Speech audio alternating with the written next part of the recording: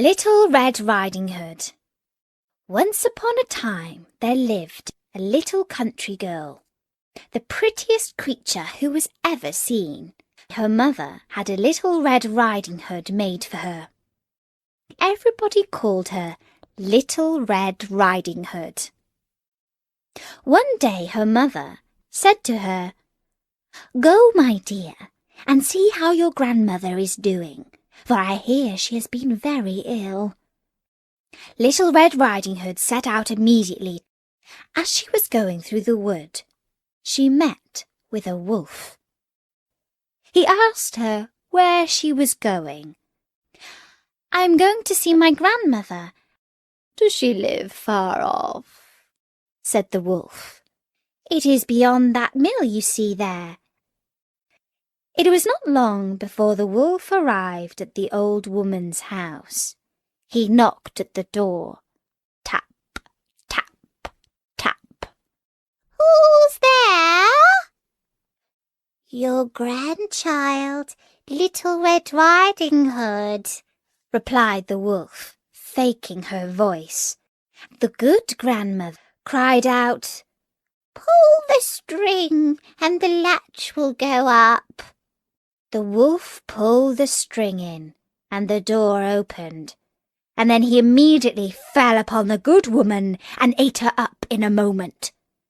He then shut the door and got into the grandmother's bed, expecting Little Red Riding Hood, who came some time afterwards and knocked at the door.